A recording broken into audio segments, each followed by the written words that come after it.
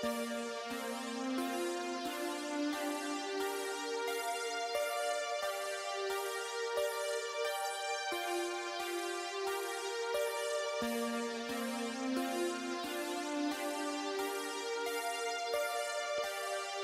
occasionally think how quickly our differences worldwide would vanish if we were facing an alien threat from outside this world. And yet I ask you, is not an alien force already among us? From the gates of Mount Rome to the far corners of the endless highway, wherever you are, welcome to the show.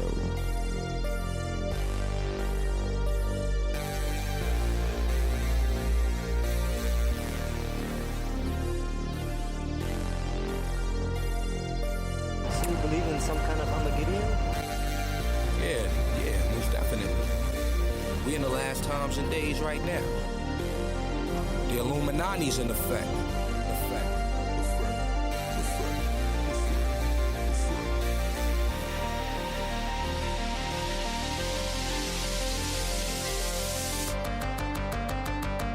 Welcome back to the show. Got a good one planned for you tonight. We're going to get into some fun subjects, maybe a little bit of alchemy, maybe some Nazi stuff. We'll see where it goes. Joining me is the host of the Christian Theological Darkweb, Ricky. Thanks for coming on, man. Absolutely. Tim, dude, what a pleasure. I've caught some of your stuff before, man. Really great content. Shelly is my co-host, and she was like, dude, just go do the show. You're interested in alchemy, go do it. All right, I'll do it. So this is kind of my first flying solo mission. She could have come on too. I didn't even think about that. I know. I thought maybe she would, but either way, we're going to roll with it. It's all good. We'll have you back on at some point, and then we get to both interview, bro. There we go. But finish. I'm sorry. Finish your thought. Oh, no, you're fine. You're fine, man. So anyway, we ended up, I don't remember where I was even going with this. What we were just saying. What was I just saying? Something about a podcast I put out, perhaps. Oh, yes.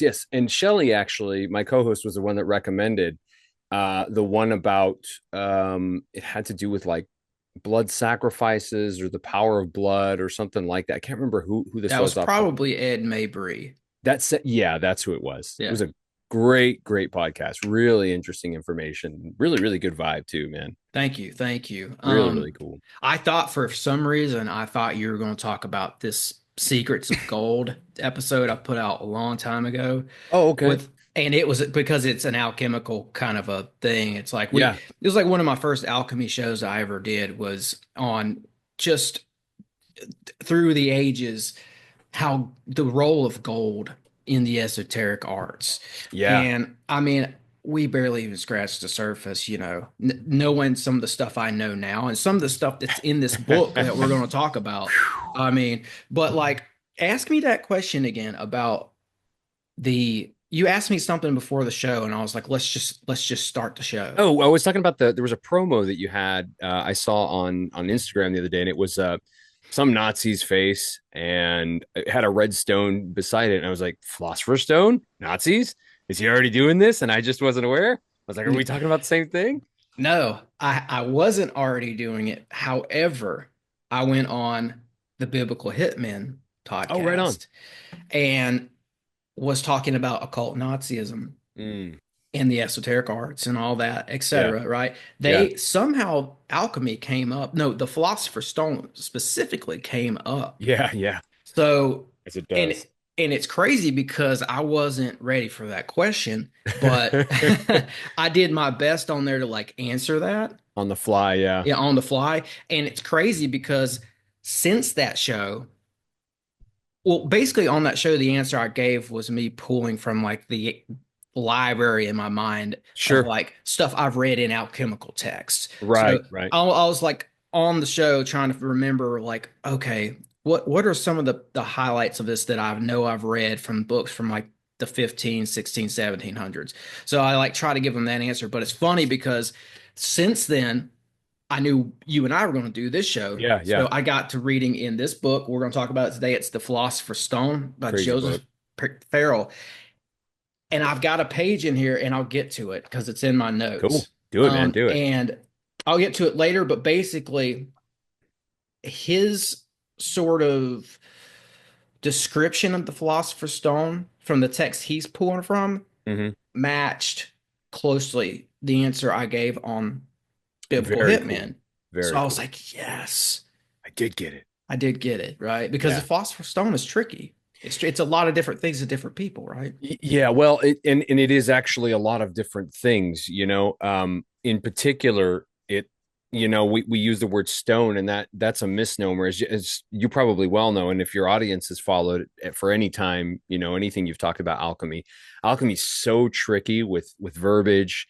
It's so tricky with esoteric and exoteric, right? So like people can understand the basic concept of what the Philosopher's Stone is and does, but like how it's confectioned, how it's, brought about, what it draws on, what it really implies, to have it, use it, desire it, all those things, right? Like it's a very tricky subject. So, I Yeah. applaud you, dude. It's tough. It is tough. Yeah.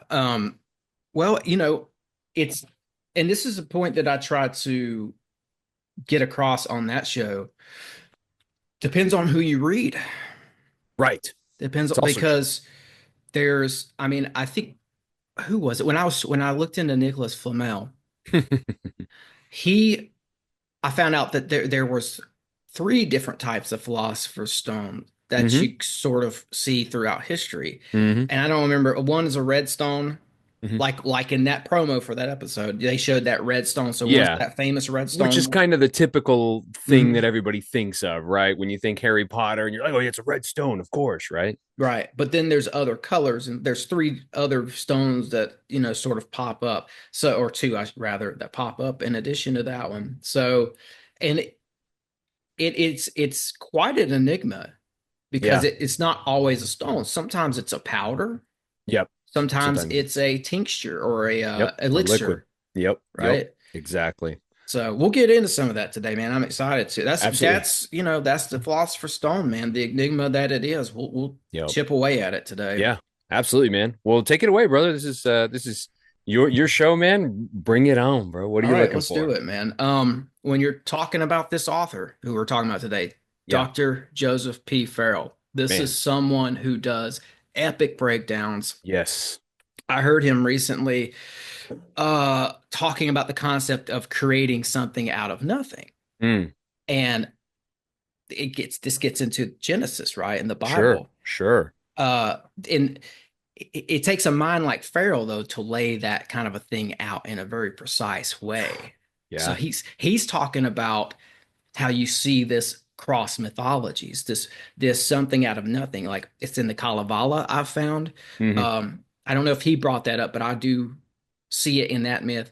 And I know Tolkien wrote about it too, because Tolkien Mm. put out that Silmarillion book, which is like Okay. the origin story to the Lord of the Rings universe. Tolkien is drawing heavily from the Kalevala folklore, Finnish folklore in that Mm. in that. So what he shows in there is that this sort of like an angelic race pre-exists the earth, Yeah. pre-exists mankind. Right. They sing things into existence. They use vibration, frequency to sing things into existence. And there's, if you go real deep into the esoteric aspects of Genesis and how God Mm. created or spoke, in the beginning was the Word, and the Word was God. It's a Yeah. similar kind of a concept, Yep. perhaps. Well, and that's, man, that's one of the coolest things about this, right? Like to me, as I started reading this and as I went back and took notes on this, because I left my little notes, and I left my little things like here and there in the book so I could come back and revisit. I mean, look at my book, for God's sake. It's all like Yeah, yeah. crazy, Wow, man. I thought mine was in beat up condition. Yours is, and I don't Mine mean that was in a bad way. It's mine was used. new, bro. Mine was brand new, and I still like Really? it's Well, like totally that's how it's read supposed to through. be, bro. That's how it's That's supposed to right. be. That's right.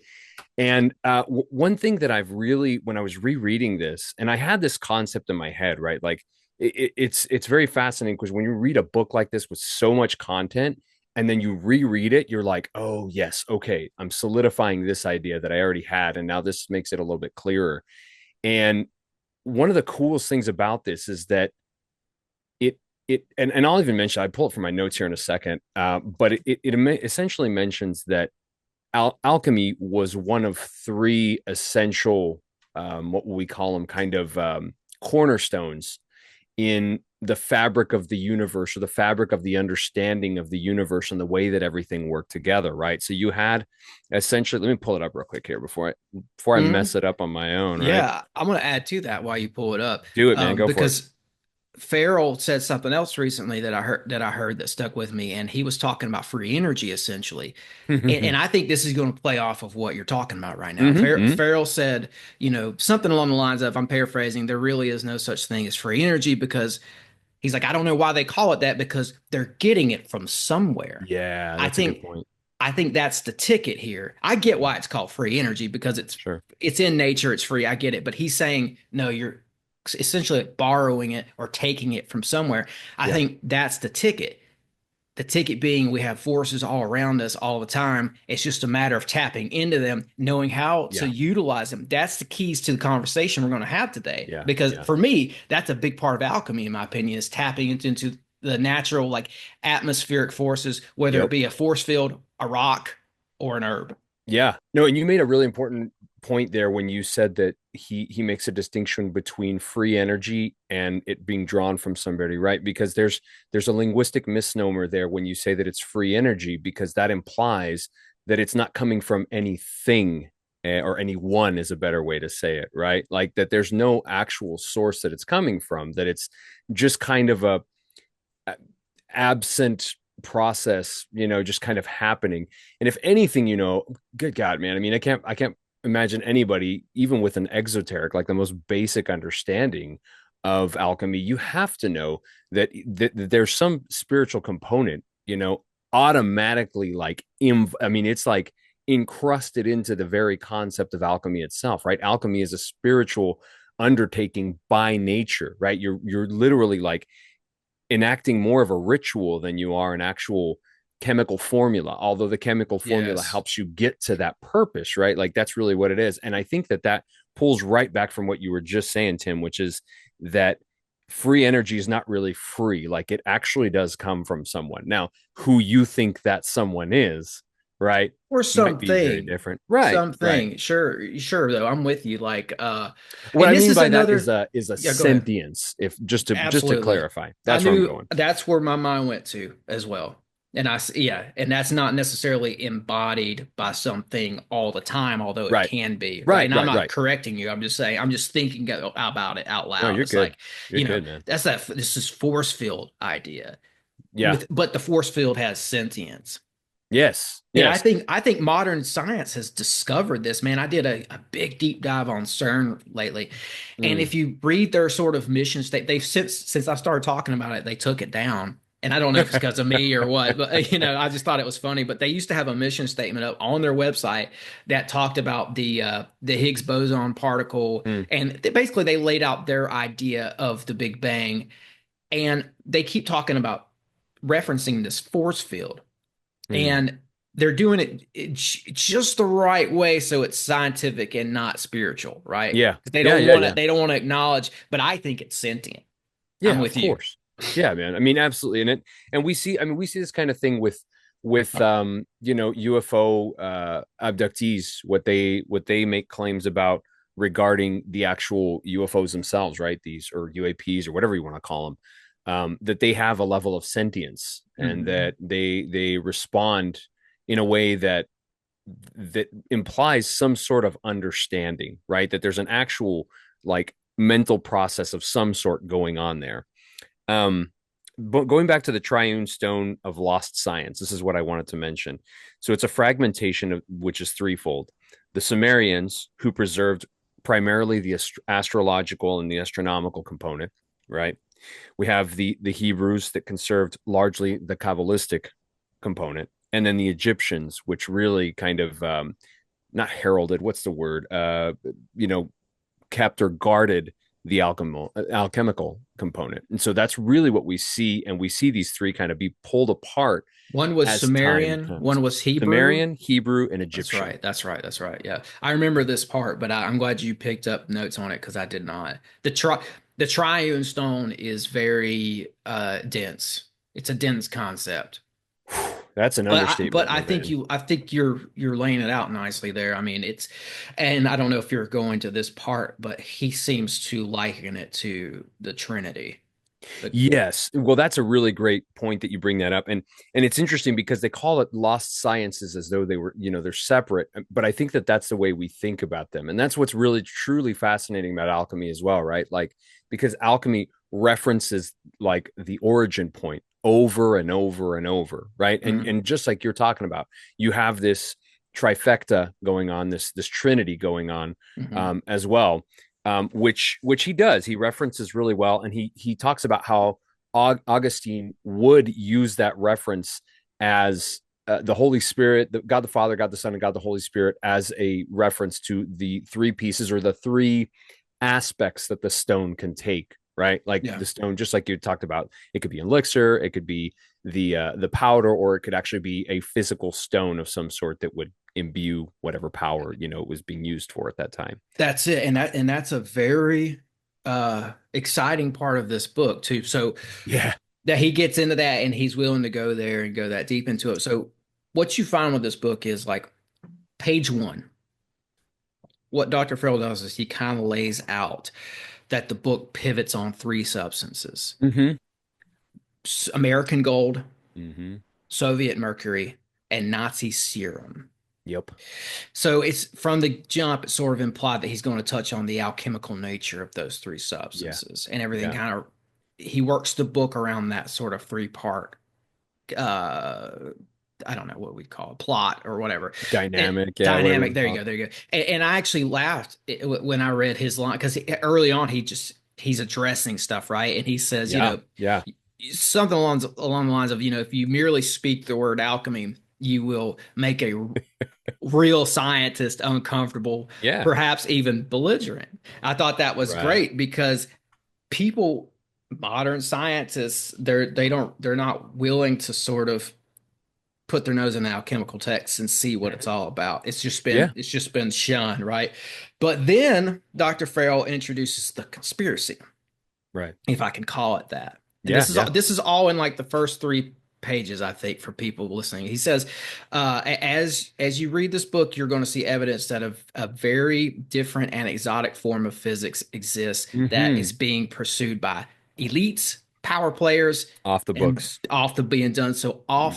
book. So I'm all about this stuff. That premise is all I need to start every podcast I ever do for the rest of my life. No kidding, dude. Those are elements that I can riff off without a doubt in this book. So I want to lay that out. No, you're good, man. That's a great place to start, frankly. And I'm glad you mentioned. That's funny you say that. I literally have that underlined right here. The off the books part. Yeah, nice. yeah. Occulted laboratories of the world's major powers. Yep, that's exactly right. That's what it is, man. That's what we're contending with right now. It is.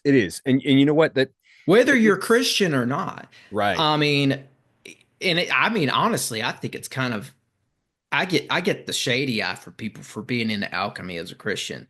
Of course, I'm just learning about it. It's not like I'm not practicing, but because there is a magical component to this, but not always. Yeah. Not always. Well, there can be, right? Too. I mean, it's an interesting thing, because a lot of the early, well, and we have to kind of take it with a grain of salt too. So let me preface what I'm about to say by saying take this with a grain of salt, but we also have to understand that a lot of early church fathers, a lot of early Christians, were philosophers, and they were actively pursuing the Philosopher's Stone. Now, you might say, well, they were part of such and such a society and such society. Okay, well, fair enough. I'm not gonna tell you it has to be X, Y, or Z. As we well know in this space, like it's usually the both and. It's very rarely like black or white. It's almost never black or white. I mean, it's a very weird thing to say. In fact, the only black and white we have in this book is the changing of colors of the actual stone itself, right?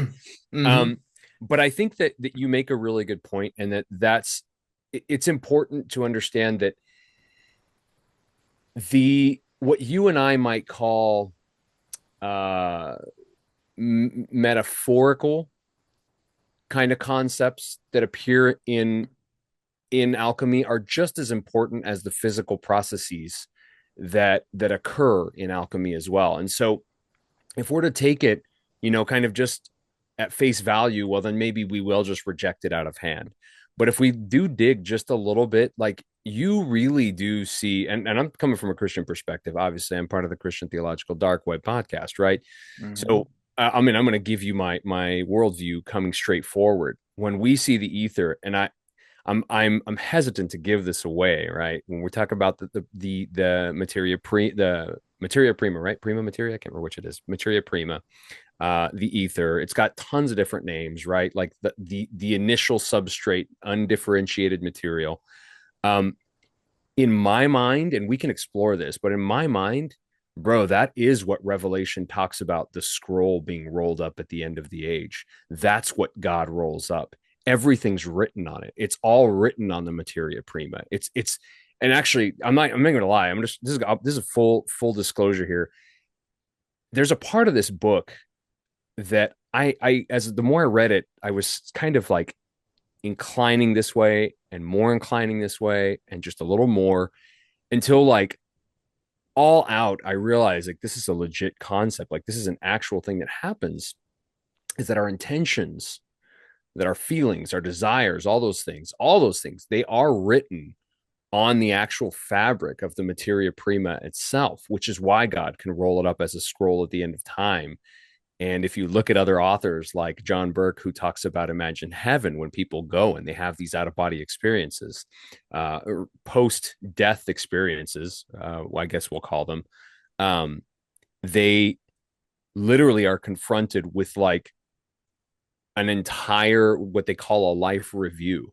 They have like a full out life review of everything that's written down. I mean, it's like it's all recorded, and it's recorded in ways that I can't even begin to express here. But what about this? This is a concept I stumbled across looking into some really dark corners of ufology. But there are people who were having entity encounters of the UFO kind, and these entities were imparting information to these people. And what it was they were referencing some sort of a mass of consciousness that exists maybe in the cosmos somewhere, but the entities are waiting for that to fill up. And what it was is everybody's life experience gets added to this mass consciousness, like a big cosmic database. Sounds like the Akashic record. Right. And that rolls right into it too. Right. And these entities were saying once that's full, that's when, your Ragnarok, your apocalypse, your end of the world stuff, that's when they wrap it up, right? Yeah. Or that's when it's wrapped up, right? It's wrapped up. By a higher power. Yeah. Now, does that fit into this? Because I always thought that was such a wild concept. It is a wild concept. And let me make sure I don't want to misrepresent the idea itself, but essentially that these entities, these UFO associated entities, are saying that once the consciousness, what will we call it, the consciousness database is full, that the scroll will be rolled up. Is that what I'm understanding? That's what I'm saying. Yeah. If both could be true. Now I do think yeah. I don't know. I don't want to tread on the waters of no. Tread as much as you want, dude. Well, it's just like I've talked about entities a lot on here, and I'm trying to take a break from it because I know it weirds people out a lot. But basically, I don't think you can trust all these messages that you get from entities. But sometimes there's a little grain of truth in there, and I just thought it was an interesting concept. But Tim, I would dare say it's the other way around, bro. I know this might be a very unpopular opinion, or this might weird people out, but I think it's the inverse. I think that there's a lot more truth that's tailored into the explanation than there is lie. I think that there's way more truth, because you wouldn't be sold on it if there weren't a solid amount of truth, right? Like you don't have a whole plot to kill someone unless you have a lot of good reasons for it, right? The same thing is true. Like there's tons of truth that's mixed in there until there's just a few bad seeds that are like, yeah, no, but I can't buy this tiny portion over here. And so let me come back to your concept real quick and answer you. I will say in a way that, I mean, from my perspective, I would say Yes. Now, I think that that is possible. I think that they can overlap, and I think that they can even dovetail. And the reason I think so is because when when God talks about the end of time, when does the end of time come? The end of time comes, the Ragnarok or whatever we want to call it, right? That comes, biblically speaking, when everyone has had a chance to embrace Christ as Savior or not. So, from a biblical perspective, I have no problem accepting that kind of idea. Now, you may have these entities over here saying that the database consciousness being full means something totally different to what I just told you. And you may have esotericists or other, believers of other religions that'll tell you that it's otherwise as well. But what you're asking is whether or not that can fit squarely in a biblical paradigm. Absolutely. Sure. Absolutely. Sure. I see a ton of this happening. I see it throughout my research all the time, Yeah. where ideas that are being uh like ideas that are being perpetuated in occult doctrines Mm-hmm. fit fine within a biblical paradigm or within Right. the biblical doctrine. They don't clash. And like I'm trying to be very careful about how I talk about that these days, because I know that Biblical Hitman podcast I did, for instance, I know I said some stuff on there that is going to be pursued, because that's a very Christian forward show. And I Yeah. am a Christian, but I'm a little bit more liberal maybe than some. But anyways, Sure. I think I said some stuff on there that's going to be perceived as slippery Yeah. to some Christians, because I don't know if they understand where I'm coming from, because I'm not Sure. promoting the occult when I say that the occult is not entirely bad. Right. Right. I'm saying some of this knowledge can be used for good, and it can definitely be used for bad. And some of it, So good. there's this huge sect of people that's been forgotten totally by history, the esoteric Christians. A lot of those guys were not evil people. They were having conversations like the one we're having today, I think. Sure. Sure. That is my strong suspicion. But they have Christ in their heart Yeah. as well, that they're having, but they went deep into this stuff, and they believed Yeah. in, like, even, okay, example, probably not the best example of a Christian figure, but Paracelsus. He was a Christian, from what I could tell. He was one of these esoteric Christians. Mhm. And he talks about going back to this conversation we just had about these entities. He Mhm. talks about the Olympic spirits, this hierarchy of beings that rule certain sections of the cosmos. It's a lot like what you see in the Bible after the Tower of Babel, where God Sure. splits up the nations and puts principalities over the nations. There's Yep. some sort of a guardian guiding entity that's over sects of people. Yep. Same sort of a concept Paracelsus is referring to with the Olympic spirits. Beneath the Olympic spirits, you have these sort of elemental creatures that alchemists would work with. They were cryptid-like, I guess, or fairy-like. And to put it in our terms, they're like sylphs, nymphs, dryads, gnomes maybe was one of them. But you see what I'm saying. So there's a hierarchy of entities there that was kind of woven into the fabric of this work that some of the alchemists embarked upon. And that's sketchy, because that when you bring magic in, then you're really going to look slippery to most Christians. Well, we have to. So there's a few things you said, and I don't. To be honest, as far as I could tell, I don't think we disagree on anything, man. I think I agree with everything you just said. But I want to give some clarifying points, from my perspective. Oh, and two, there's a lot we don't know. That's why this is important for us to hash this out. Go ahead. I'm sorry. No, that's fine, man.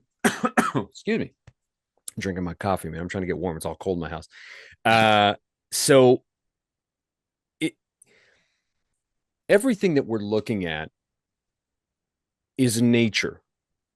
It's the design that God gave to this reality that we live in, right? I watched a really interesting presentation. I can't say podcast. Guy was actually giving a presentation, and it was really funny. The first half of it was like mind-bendingly mind-opening. It was great. It was so good. The key takeaway there is that there are two kind of worlds. One is what we would call Newtonian physics, and the other is what we would call quantum physics. Okay. Now, they work in tandem, but we don't always understand how they work in tandem. And I really like this Newtonian physics and quantum physics, because he even breaks it down a little further and says, shoot, I'm going to have to find that presentation for you, by the way. But he says that there's Newtonian physicality and quantum physicality. And I'm trying to lay a base here, so when we start coming to these concepts, it'll be a little bit easier to tread on these waters. No pun intended. So when we're talking about Newtonian physical matter, it's what you and I consist of. This hand that's in front of me, right? This hand is Newtonian physical matter. But quantum matter might be a lot easier to be interpreted in a spiritual sense, right? Because here's a concept that's really been floating around, bouncing in my head a lot, is just because you don't have Newtonian physical matter does not mean you are not physical. So just because you don't have a human body, or I don't know, an aardvark's body for that matter, right, does not mean you're not physical. We are a version of physicality, but there are higher versions of physicality, and we can see this actually referenced if we look at this from a Enochian, and I mean like the biblical kind of tradition of Enochian and the actual Bible itself.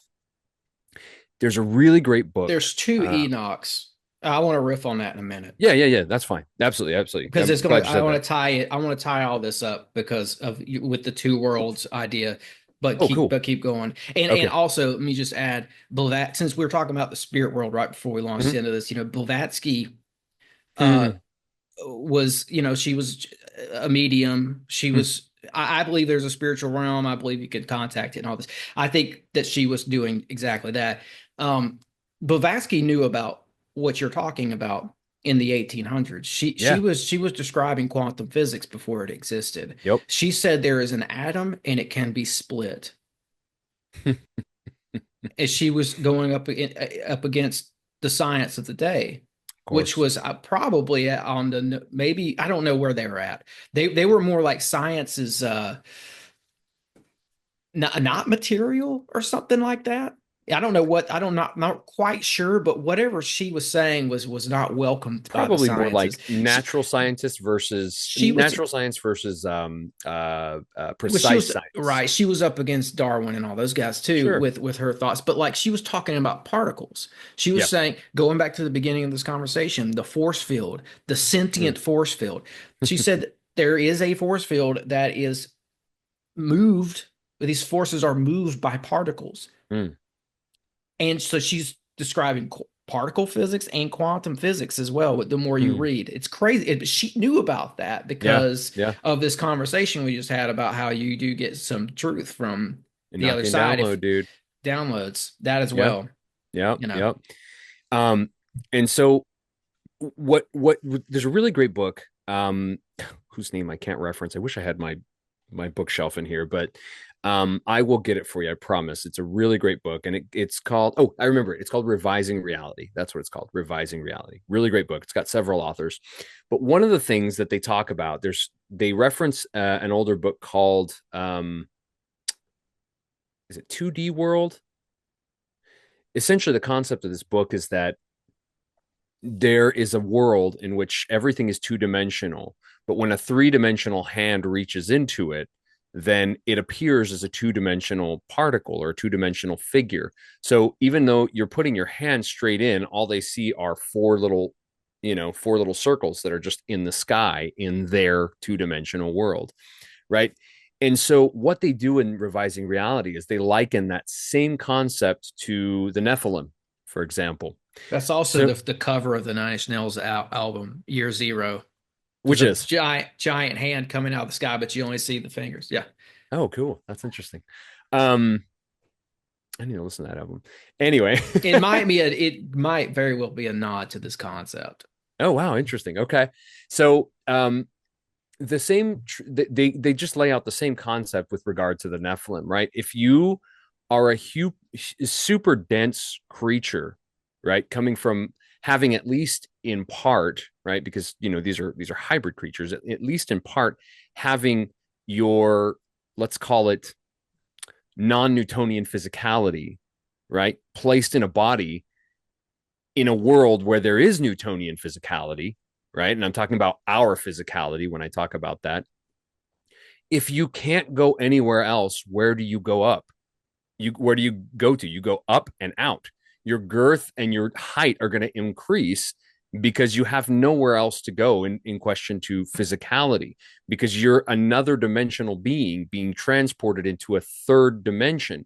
So yeah, of course you look terrifying and huge and confusing. And why are you like this big giant thing? Well, because there's nowhere else to have this fit into the paradigm. Oh my gosh. It's you can see some of the hand, but I don't know. This was his album where he kind of alludes to It's a great album, by the way. UFOs and all kinds of stuff like what we're talking about. It's there. He was ahead of his time with this one. I mean, he was tapping into something. Trent, man. Talking about downloads. I think this is one of those guys who gets those downloads. But that's interesting. Yeah, you know, there's a song on here called Twilight that is phenomenal. That whole album I really like, actually. I am a Nine Inch Nails fan. He's a really, really talented guy. It's interesting that you mention him just kind of as an offshoot, but there's something really particularly interesting about his lyrics. If you ever read his lyrics, they're very simple. They're not complicated, but his music is like next level genius, dude. I mean, no, you don't come up with stuff like that easily. Like, that's not something that most people can do. He understands the power of aesthetic and audible aesthetic because, you know, as I've played guitar for 20 plus years, and his guitar parts are very simple, but they're very powerful because he understands it's just not how you play, it's what layering and ambience and atmosphere. Yeah, and all that. But I'm going to get us back to this book real quick. That's cool, man. I'm glad we went down this physics thing. It's wrapped up in this, right? Yeah. I just a thought on something. So somewhere between page 2 and 7. Okay. Farrell, I just have a thought on something something else he lays out. Yeah. And actually, let me say this, because you're talking about the two worlds, right? I think there's two versions of this knowledge that we're talking about today. I think they both came personally. I think they both came from the garden. I think things were taught to Adam. Adam taught them to his children. And we know Cain left the garden and Cain started his own civilization. And if you look at the line of Cain, you see the bad Enoch, you see Lamech, you see Tubal-Cain and the Freemason legends that this knowledge was kept through his line, right? But I think there was also a line that wasn't necessarily there was a line from Adam that kept some of this knowledge as well, didn't really necessarily do bad things with it, right? So I think keep that in mind because one of the things Farrell lays out here is this gap he presents. Yeah. Where he talks about a gap where we don't know who had use of the esoteric knowledge between 300 AD and 1100 AD. Now, 1100 AD is when the Templars sprang up. And that's where you see some of this knowledge start to resurface, right? I just think that's interesting. Like with some of the deep dives I've been doing, it's like I would suggest that knowledge simply didn't disappear. It went somewhere. I think maybe it was stored in Arabia. Because now we're talking about alchemists here, because alchemists played a big part in the keeping of this knowledge. And where did it go for this gap that Farrell lays out, right? Well, right in the middle of that gap is 700 AD, which is the time of the Arab alchemist Jabir. So I think the Arabs had this stuff for this mysterious gap. And I think some of it was stored in Petra. Petra is an Edomite stronghold. Oh, wow. That's interesting. Now, so you remember in the Bible where it says Esau took his wives. He married Nephilim, Horim women, and Canaanites, by the way. So right. You know, the line of Esau is the beginning of the Edomites. In the Bible, he takes all his possessions, his wives, and all his stuff, and he goes to a mountain in the area of Seir. Right? That's Petra. Petra's right next to Mount Seir.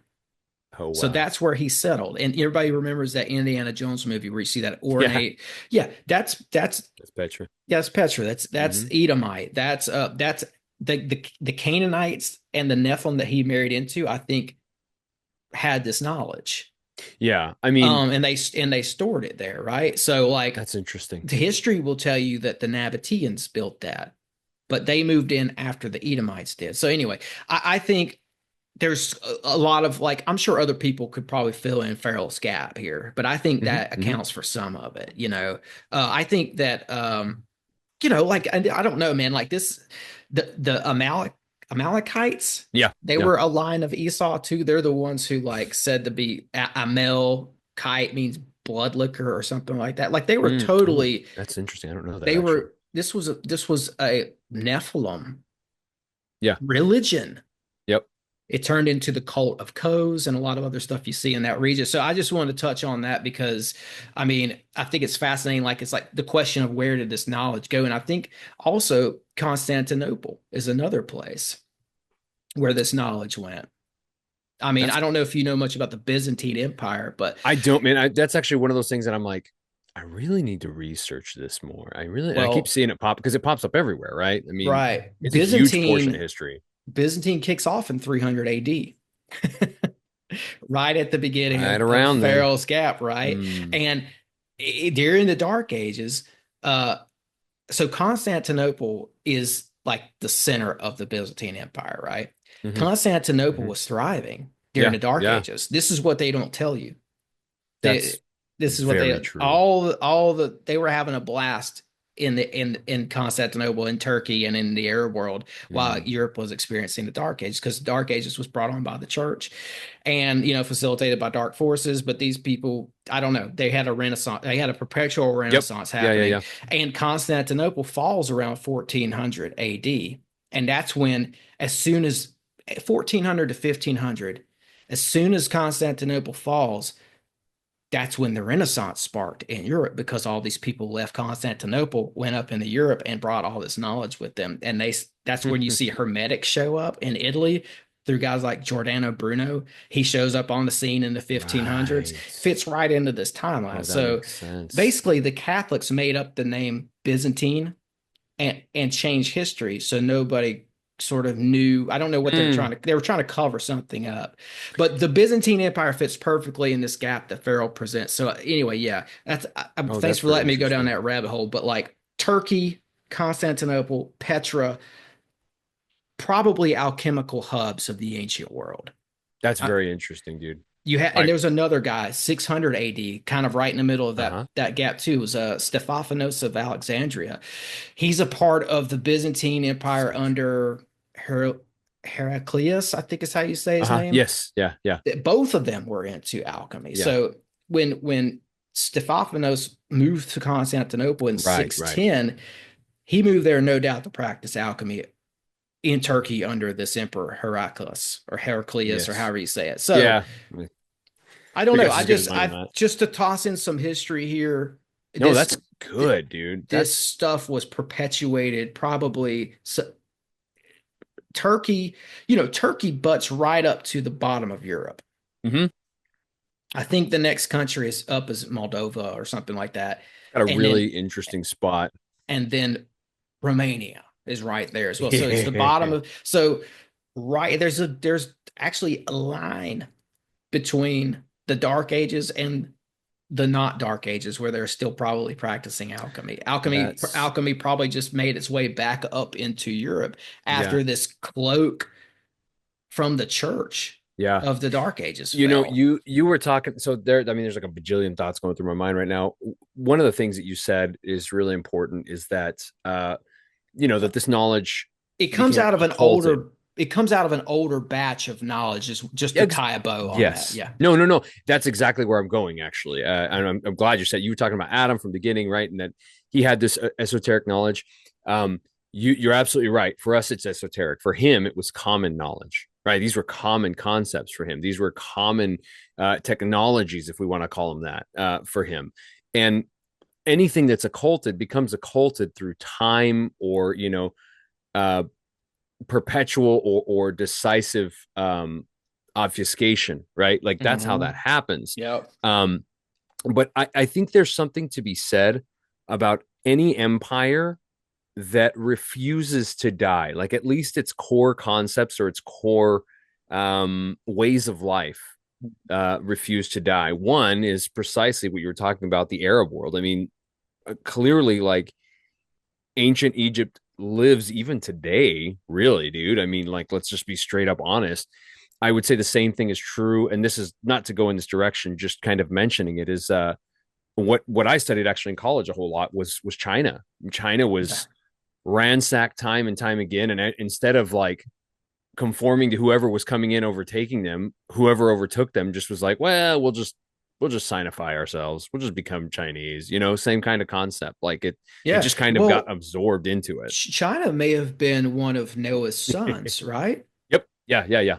Um, and Farrell talks about that in this book. He talks about how he's citing Paracelsus actually, and they lay out how this going back to this knowledge thing. Mm. Abraham, is that right? No, Noah. I'm sorry. Noah Hmm. preserved some knowledge before the He flood sure does. Yes, he mentions the He- tablets that are one of underneath the Mount. sons. Right. So after the flood, Noah goes down to the bottom of this mountain, Right. like Petra almost, where they Right. stored their knowledge, and retracts or no, like, yeah, whatever. He takes out this knowledge that was stored down there. Yeah. Mount Ararat or one of the other mountains. If you actually look at is it Jubilees, I want to say the book of Jubilees, it actually talks about this. I think it's one of the grandsons of Noah, maybe I'm wrong, but one of the grandsons of Noah finds the actual teachings on a tablet of the Watchers, and Well, that that's the tubal can. No, go ahead. I'm sorry. Go no, ahead. you're good. That's one of the methods of transmission. That's all I was going to say. No, no, no. Okay. So that's all right. So here it is. It's on page 52. Yeah, I know what you're talking about now. Um, When you said it, I was like, wait, what? I was like, how did but I miss that? No, I know what you're talking about. but the alchemical science itself, Paracelsus clearly states comes from Adam. Mm. Adam was able to predict the world's destruction by water. Mm-hmm. Mm-hmm. From this cause, too, it came about that his successors erected two tablets of stone on which they engraved Yes. all natural arts and hieroglyphic characters, in order that their posterity might also become acquainted with this prediction, that it might be heeded and provisions made in a time of danger. That's dense stuff. But anyway, so okay, here's the part I'm getting to. Subsequently, Noah found one of those Mm-hmm. tablets under Mount Yep. Ararat Araroth, yeah. after After the the deluge. deluge. In this table or on these tablets were described the courses of the upper firmament and of the lower globe. Sorry, guys, these guys believed in space and planet shaped balls or ball shaped planets. Sorry, y'all. Uh, that's what they believed clearly. But moving on. Are you a flat earther, by the way? No, Oh, no. okay. No, me either. I don't know what the Earth shape is, but I'm not totally on board with that. But anyways, Yeah. at length, this universal knowledge was divided in several parts and Mm-hmm. lessened in its vigor and power. Mm-hmm. By means of this separation, one man Yep. became an astronomer, another a magician, another a Kabbalist, and a fourth an alchemist. Abraham, that volcanic Tubal Cain, he's likening Abraham to Tubal Cain Mm-hmm. in a sense that he was a knowledge keeper. Yes. Uh, Abraham is a consummate astrologer and a arithmetician. Yeah. He carried the art of the land of Canaan into Egypt, whereupon the Egyptians rose to so great a height and dignity that this wisdom was derived from them by other nations. You can infer here is that Noah's sons got a hold of some of this knowledge. There's Yeah. three of them, right? Three sons, and they went to three different parts of the world and probably took some of that with them. Yeah. And maybe it was split up into these groups. Like some of it was astronomy, some of it was magic, some of it was alchemy. You could Yes. maybe infer that, right? That Absolutely. Yeah. So there's two versions. Like I said, there's two. It seems to me that there's two versions or two there's a crossroads. There's a split in the roads where this information goes after Adam and after Cain. Cain's line, Tubal Cain. Tubal Cain was in Cain's line. He gets it. The legend is that they caught wind that there was going to be a flood as well. Right. And they sealed the knowledge on tablets underneath the Great Pyramid, who their great grandpa, the bad Enoch, built. I'm following you. I'm tracking. Yeah. So that would be like probably at that point, since it's Cain's line, this knowledge had been kind of moved into more of that witchcraft type of a realm. Yeah. And you've got the line of Abraham or Noah. Yes. Well, same thing. Who has, right? Yeah, right. Same thing. Who has their, maybe it's the same knowledge, but they're not doing the same stuff with it. Right. Right. Well, I just never hear this talked about. No. It's a good topic, man. And so there's a few things, right? One is what we call magic. We're actually, I'm going to do an episode with, Shelly and I are doing an episode with Christina from Sasquatch and Sourdough. Yes. And we're talking about reenchantment. So one thing is she's like, I think that the word magic got hijacked. And although we associate it with the negative esotericism, right? She's like, I think that was hijacked. And so I'm a little on the not so sure how I feel about that particular word. But I will say for things like mystic and things like, I don't know, sage, stuff like that. Those words hold a lot of baggage today. But for me, they don't hold any particular baggage. They just mean a person that was seeking out spiritual things, and not necessarily obsessed with them. Just they were seeking a spiritual life. So when we talk about magic, I think that, just because that's the way I am, dude. Linguistics is my background, and that's kind of where I always really try to stem from when I make sure that I understand something. So I would say, yeah, I mean, absolutely. If we're going to define it as magic as like the interaction with a spiritual force, through some sort of ritual, I guess we could say, then sure, by all means, I have no problem with that definition whatsoever. Now the twisting might be what we're really going to draw a distinction on, right? And I would say that the twisting of let's call it magic for ease's sake. The twisted magic versus the godly magic, and I'm obviously coming from a Christian worldview. Again, I mentioned that. I think that there's something to be said about that. I really do.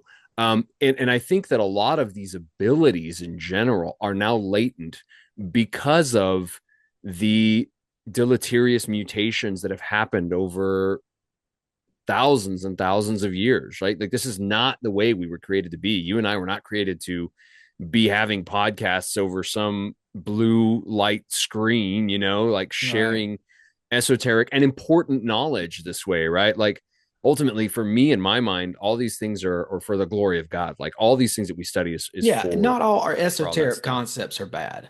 They're not. That's what esoteric just means that it's hidden, right? It doesn't mean that it's bad.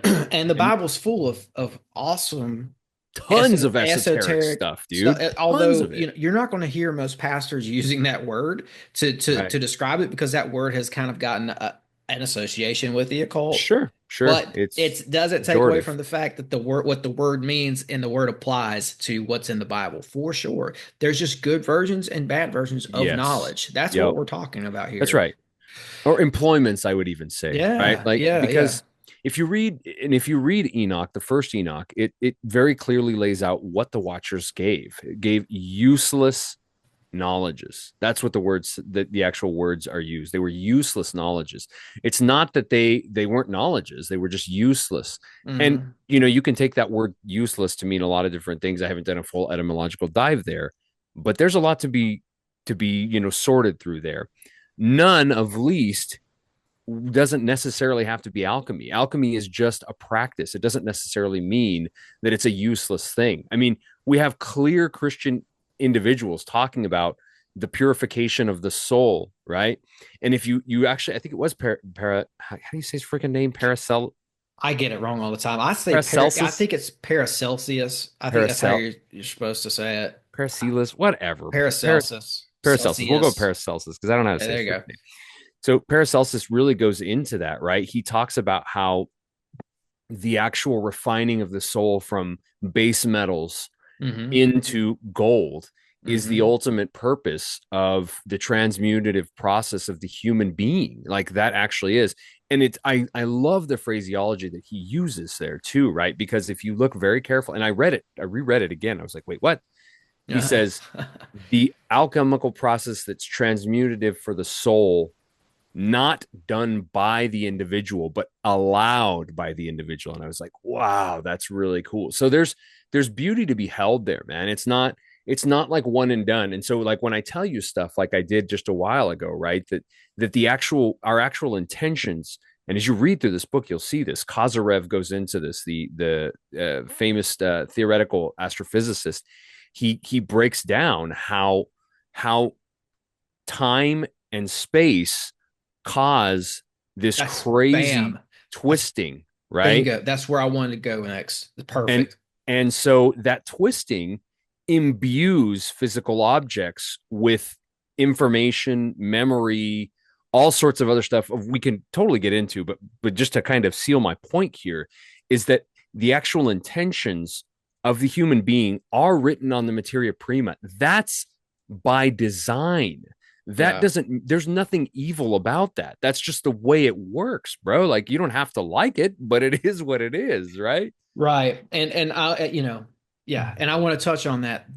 So going back to, because we kind of hinted about it and joked about it a little bit, like this concept of space, right? And planets and stuff like that. Yeah. Um, yeah, I'm agnostic on the whole flat Earth thing. I can't get on board with it because I'd love to see more evidence. I'll just leave it at that. But yeah, these I just can't get guys, on board with it. right? I get you. I mean, I believe in space. Yeah. I don't think that NASA's Well, flat telling us. earthers do too, right? Like they don't think that I don't know, man. I've had some on that didn't really like outright. I It's mean, just the firmament. something like that. I would say that's not even a biblical concept. Like biblically, like there is clearly more than one heaven, right? So there has to be some sort of space. Whether we can get there or not, you can debate all day, but something's up there. Something is up there. I'm still going to exactly. call it space. Yeah. Or at least at the very least, I'll call it the heavens. I do believe in planets. That's Me what too. I've talked to people who do not believe in planets. They think that's something else up there. Anyways, I think that planets are round and that they move and I think that these alchemists were working with the heavens in that Yeah. kind of a way. I'm on board with you. That's what you see in virtually all these alchemical texts, especially Paracelsus, is they are factoring in where the planets are to do their alchemy. It's wild. And I lost my place in this book, but I think I may have wrote down the wrong page, but there's a part in here that talks about astrology and the earth and the interesting connections between heaven, space, and earth. And when I say earth, I mean like physical ground, like stones and crystals and stuff like that. Now, I never use this phrase. I'm cringing already because I'm about to use this phrase. Okay. I'm bracing. As above, so below. Dude, yes. I don't ever use it. I've heard it. Can I break this down? People just throw it out. They don't know what it means. It's become an idiotic adage that people get tossed around carelessly. But for these guys, what they were saying by that is that there is a connection point. It's a very dense concept, but that there is a connection between the heavens and earth, and there's an alchemical process. Well, like an alchemical vein between the two. Fair enough. Like it's almost like there's a biological connection between the two somehow in like a metaphysical kind of a way. Well, if we're talking about sentience, I don't see why not. Right. It's not biological in the fact that maybe we might perceive it as, but there's some sort of they're all connected, and there's some sort of a function, and there's some sort of a bodily. I don't know. They've been put together in a way to where they work together like clockwork or something. So yeah, I'd really like to touch on that Egyptian go ahead, concept if that's cool. Yes, yeah, because I wanted to get into go ahead. The good stuff, yeah. So that whole as above, so below, there's a lot of aspects, like you just said, to it. But the Egyptian concept is really that there was an essential I mean, what you and I would probably call, right, like the how do we say it in scientific terms nowadays? Like that matter was highly condensed into one tiny thing. That's what we usually say. The difference here is that the Egyptian would say that the non-existence was all one undifferentiated matter. In other words, it was all one single thing. There was no differences in it. It was all completely is it homogeneous when it means that it's the same throughout, right? Homogeneous. Um and it was a homogeneous thing. And then as there was what is called the primary schism, which is the original breakage, you're looking at essentially like a break into different matter. In other words, the undifferentiated matter differentiated Yes. and Yes. began to create what Right. you and I now know as Newtonian physicality, but it also created non-Newtonian physicality. It created I mean, it is all those things. I mean, So I think so I used the word vein because I was searching for words a second ago. I'm mhm, trying mhm. to describe this connection between heavens and earth, and I used the word vein. And what I mean by that was like a network of veins like you would see in biology, Yeah. where but what I'm trying to say is like Yes. I mean it in a like mycelium network kind of a way. Okay. Yeah, I think that the term that alchemists use is really appropriate is the lattice work. I think that's That's it. really, really That's good. it. That's my That's it. favorite term, and it really makes a lot of sense, dude. I mean, and I want to lay these out. This is super quick. Materia prima is space, is undifferentiated matter. It can be referred to as air. It could be referred to as crystal or the lattice work. It can be referred to as the divine essence, the divine quaternary, the ether, on and on and on and on. There are tons of expressions for this because it's sort of ineffable, right? I mean, like Right. And it's with the lattice work thing and the in this as above, so below, I'm gonna say it one more time, yeah, yeah, concept. What you're seeing is this lattice work. I love that, dude. And you're right. yeah, I've read that before, but yeah, you're right to highlight that. Lattice work of the heavens and the lattice work of the crystals within the earth. yeah, Because their crystals look like lattices or they yeah. have They that do. quality. So there's a great, Man, comparison right there. as you're saying it, this is a concept I've had since I actually read the book I referenced a while ago, which was uh, Revising Reality. When they said lattice work, what actually came to mind for me was, dude, I'm sorry, I'm gonna forget the word in English. It's always in my brain in Spanish. Sorry. When you have like what painters use when they a scaffold, you have a Yeah. scaffold, right? Like that's what comes to mind between as above so below. You have a scaffolding work of where the origin point came from the top downward, right? Like it trickled down, and so you have a scaffold. There's a way to get back up, but obviously a scaffold gets smaller and smaller and smaller as it heads back up to its final origin point, right? Because it's dangerous the farther up you go. And I would say that the lattice work, I dare say that it's probably very much the same way. Yeah. I mean, so different crystals I love that you're are mentioning this. This is so good. are associated with different moon phases Yep. as well. Yep. So now I've never told this story before, and I'm almost hesitating to tell it right now, but I'm going to. This is the podcast to tell it because it's a super woo woo. Let's go. I have this moonstone right here. Hmm. Um, because and I didn't plan this out. That it just so happened that the first podcast I ever did was on Halloween night during a full moon. Hmm.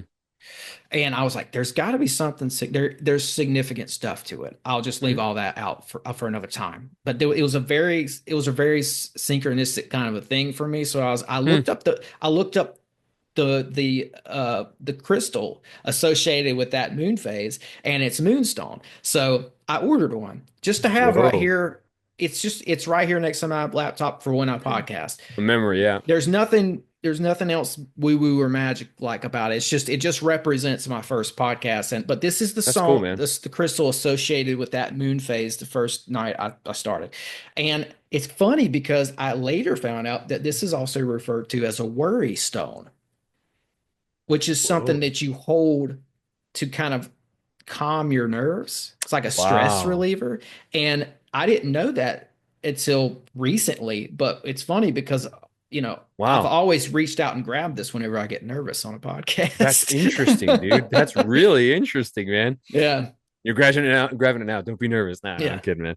Um, that's really cool, dude, that you're mentioning that. Since we're on the topic of, personal stories, I mentioned this not too long ago, and I guess unintentionally to jump this way, but since we're kind of already going to go in the direction of Philosopher's Stone, no matter what, it's just going to happen. There was, and I mentioned this on a previous podcast, I don't even know why it came up. I think it's because I was reading this book actually at the time. And by the way, this book is really dense. It was really hard for me to read through. I loved every second of it, but it was intense. It was an intense read, especially with the scientific like when he brings in actual like academic level science, it gets really complicated. It's a cool read though. Yeah. And but one of the things I really enjoy, and I actually wrote this out. I wrote each one of them out in my notes. I took copious notes for this. Is the phases of the changes in colors when confectioning the Philosopher's Stone. And I'm not going to go into all those. You essentially start with white and you get red. That's basically what most people say when they're trying to make this thing. But there's a bunch of other color phases in between. Well, we're talking about the moon, so it only seems appropriate. When I was 5 years old, I had just moved to where my parents live now, which is El Paso, Texas. I no longer live there, but that's where I grew up basically. And I had a next door neighbor who was a friend from the previous city that was a good buddy of mine. And actually, she lives in San Antonio, not that far from me now, but I haven't met up with her in ages. But we were super, super close when we were little. And it was night. If I'm not mistaken, it was a full moon. And I was out there playing. I had one of those tiny little trampolines, the single trampolines that we all had when we were kids and back in the 80s, right?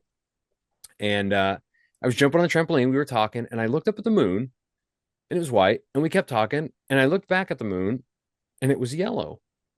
And I was like, well, that's weird. The moon's yellow. So I ran inside to tell my parents, hey, the moon's yellow. I was 5, right? And I come back out, and the moon's green. Mm. And I'm like, what?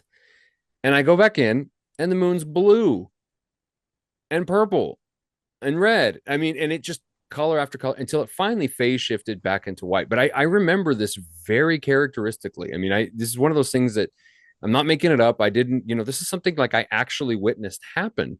And I was thinking about that. I'm not telling you this has anything to do with the creation of the Philosopher's Stone or anything like that. I just thought it was really, really fascinating. And I didn't even. I would call that an alchemical paranormal story. Maybe so, dude.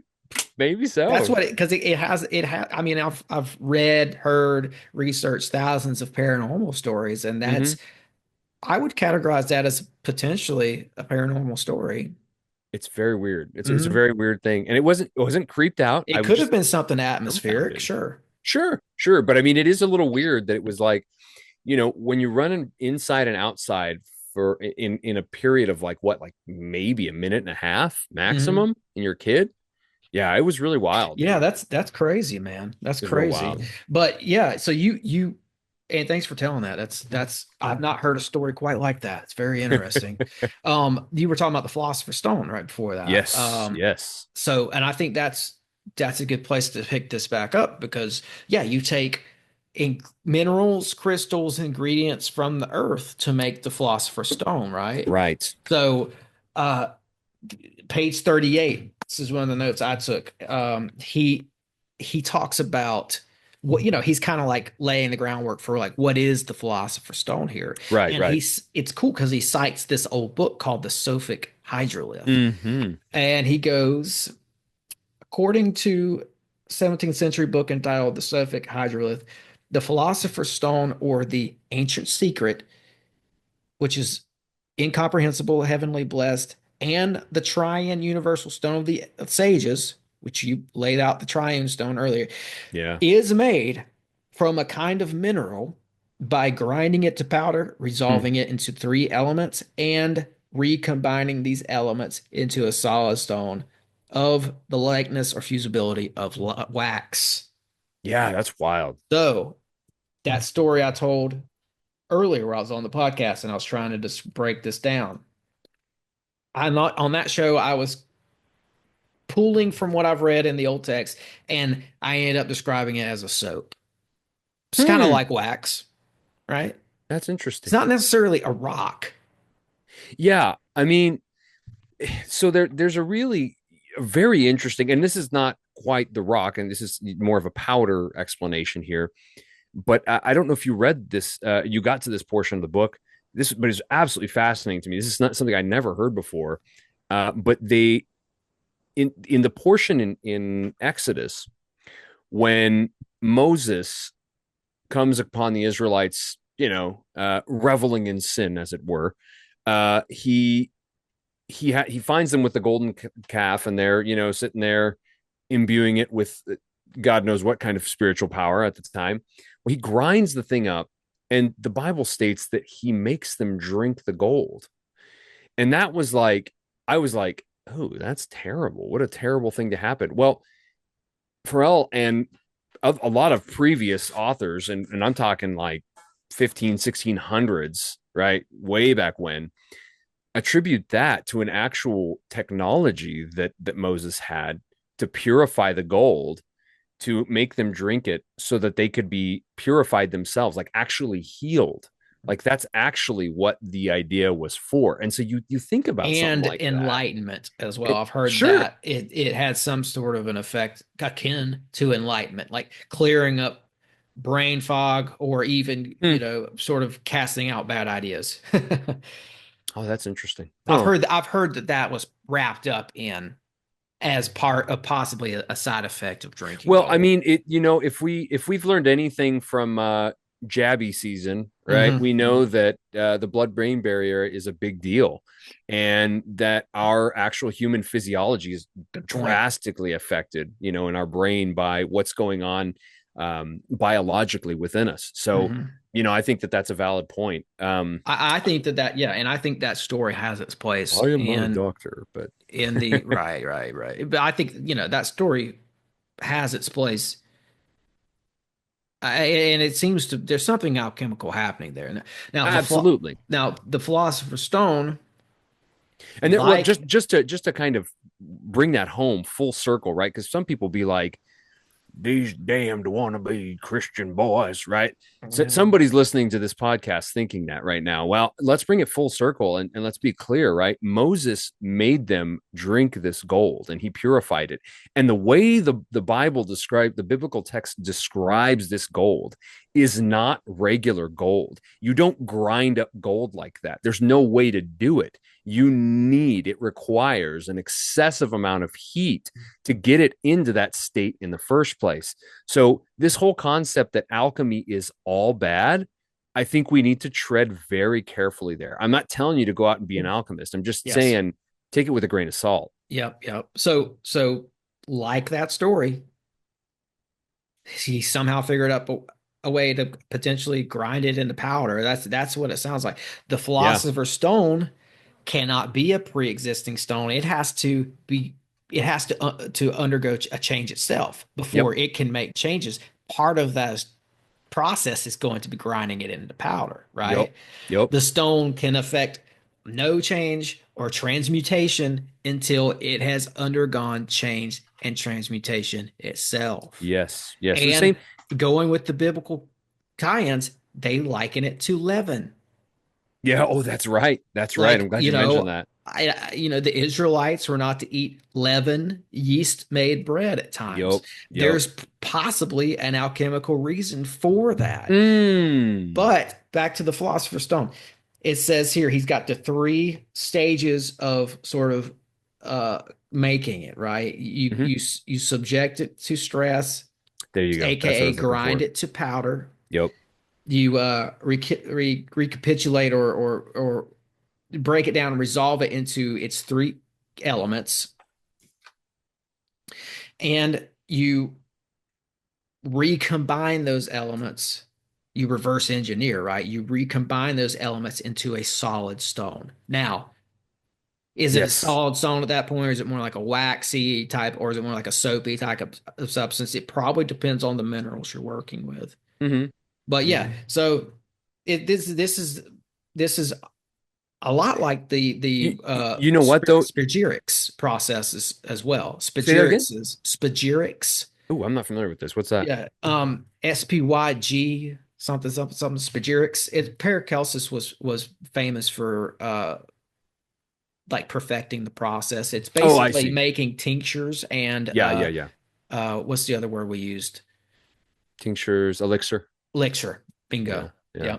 Um, you know, there's something that just like popped into my brain when you were saying that, and it made me understand something.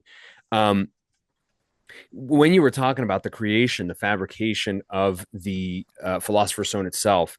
Now we can get into a little bit later why this is the case, but Kozyrev lays it out really well.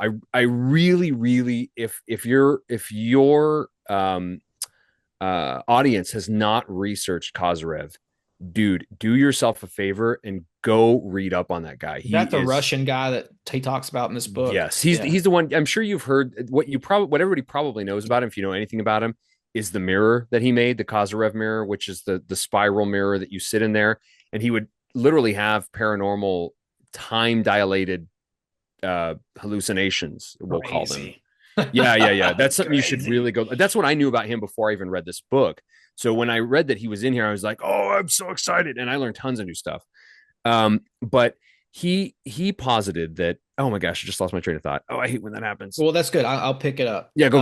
You're good. Because we're not too far off track from this anyway. So oh, I remember. Let me get this in super quick. I'm sorry. I just remembered. Before I forget, he infers that time and space being twisted, which we were talking about earlier, is part of that process. And what you just said about essentially distilling the actual physical properties, the Newtonian physicality, I'm talking about our physicality, breaking those things down, you have to include the materia prima back into the creation of the Philosopher's Stone, and that grinding and that wearing and that torsion, all of that is necessary to be able to imbue the Philosopher's Stone with the materia prima, along with the now differentiated matter, which would be the actual, chemicals and elements and everything that we're talking about. Sorry, I just wanted to lay that out because it's super important. That's good. That's it, man. And where we're going with this, of course, is that the alchemists use this process. They create their Philosopher's Stone, and they proceed to turn metals into gold. Yeah. Allegedly. Yeah. So, and that's where this book really picks up for me. Mm-hmm. Starting around page 64, you start to get these alchemical stories. Oh, yeah, those are great. I wrote them all out, dude. Or wait, I'll come back to this. Go for it. Part of this is the Arizona gold story. Oh gosh, yes. That's where the book. I'll come back to these other stories in a little bit. No, Let's talk about this. Let's talk about this Arizona gold. Have you seen that documentary, All the Gold You Can Eat, about Ormus? No, but I need to watch it. I'll send you the link. You're going to have to watch this one. I will. I promise you this. We could have a screening of this right now, and it would fit into the conversation. Oh, perfectly. That's awesome. That's what this Arizona gold story is enveloped in. If I remember correctly on the documentary, this Hudson guy that he's talking about, who has the farm, I think he's actually on that documentary talking for parts of. So this is where this book takes a wild turn. This becomes one of the wildest stories ever. People 100 years from now will be like, people knew about this and nobody did anything about it. So this Hudson guy, he has a farm outside of Phoenix. And his background, right? His background is so unlikely, dude. It's unlikely. Unlikely. Yeah, it's happenstance. He's a smart guy. It couldn't have happened to a better person. He had the wits to do something about it, but he discovers. So the way I took it is, he's out there and he's trying to farm the desert, essentially. Yeah. The soil out there, I've been to Phoenix, there's different types of flora and fauna that grow out there they're desert plants. Yeah. You can't just go plant anything out there. Mm-hmm. And in his case, the soil was so enriched by rich. sodium, Sodium rich. Yep. sodium rich, that he had to chemically apply chemicals essentially to, I don't Sulfuric remember. acid. Yep. Okay, so And it he was has to treat 93%. he has to I actually treat the wrote this soil. out. Yep. And that's unlikely, right? Because 40 to 60 is what you get in car batteries. 93 is insane amount Right, of it's sulfuric insane. acid. Absolutely. So he's treating the soil so he can grow stuff. So that's when he comes across this anomaly. He Yeah. discovers essentially an alien substance that, when exposed to heat, Yep. that substance either doesn't register as anything, it registers as nothing, I know. This is wild. or it turns into like one of many things. Everything. Exactly. Iron, rhodium, platinum, silver, Yep. and apparently gold at some Yep. point. Some of it, so gold's wound up in this. So the craziest part of this is he's going around to all these labs and he's talking to the top people in their field, bringing them this substance and being like, can you tell me what it is? And sometimes it registers as nothing. So Yep. we've got something in Arizona now that's an alien substance that registers as nothing. When Yep. it's not registering as nothing, it's changing what mineral types or whatever. It's like completely changing colors. elemental types. It's perfect. It's changing elemental types like the color in your story, like Yep. the moon changed colors, Yes. like the alchemical text described the change of colors to the serum, to the elixir. So he's, and there's stuff like iron and platinum. Yeah. And there's other like more exotic type stuff, right? And it's it's wild, man. changing its weight while it's transmuting. Yep. Now that's the freaky part. I know. Well, here that takes us back to physics. It does, and actually, but quantum physics and extra dimensional quantum physics. Yep. Because we can get to this part, but he finds out why this thing is registering in at half the weight that it should be. It's so wild, man. Q Hal Puthoff, right, which is the bingo, the famous theoretical physicist. Yep. So what Hal essentially says from here, he contacts Hal, right? And I wish there's so much stuff in here. Like, it is such a cool story. And there's thing after thing after thing, but for time's sake, we'll just have to cut it down. Essentially, Hal is a very famous, well-known and renowned physicist. And he's written a paper about superconductivity.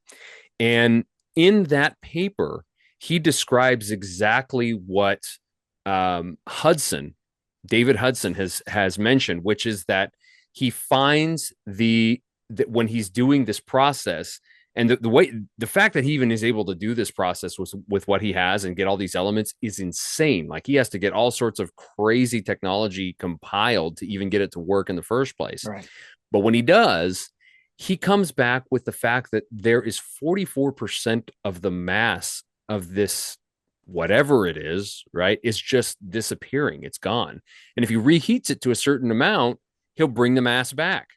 But you're sitting at a square 56%. Well, Hal Puthoff's paper literally lines out that 5/9 amount, which is exactly 56% of the weight, which is down crazy. To the percentage it lines to up. The percentage. And he didn't know Hal Puthoff until later. This is a total sync, sync up that this guy Hal Puthoff's research lines up with this guy's findings while he's trying to figure out what is this substance. Yeah. It's crazy. That part's crazy. It is, man. And what's really crazy, this is even crazier to me. This is what really got me thinking, especially on my second read through. The first read through, I remember I was thinking about it, but on the second one, I was like, wait, what? So we got to tell people too what they discovered, like what they discovered was happening. I'll tell it in a minute. Yeah. Okay. So Hal Puthoff's paper is about superconductivity, like I was mentioning, and superconductivity under traditional academic understanding is that has to take place under ridiculously cold temperatures, like very close to absolute zero, for that to even happen. And what superconductivity is, to clarify, is when electromagnetism is allowed to flow without any impedance through a physical object. That's what that is. But essentially, what he was watching happen is he was doing the opposite. He was heating the thing. And the heating of this potentiality of the Philosopher's Stone was essentially losing mass, just like happens in superconductivity. But superconductivity is the absolute opposite, which is very wild. And what he ended up telling Hal ended up telling him, Puthoff, that is, I got you. to I got you on Hudson. this one. They basically Yep, go discovered for it. that the material was bending space time. Yes, yes, and not only bending space time, AKA alchemy is real. That's my little personal insert.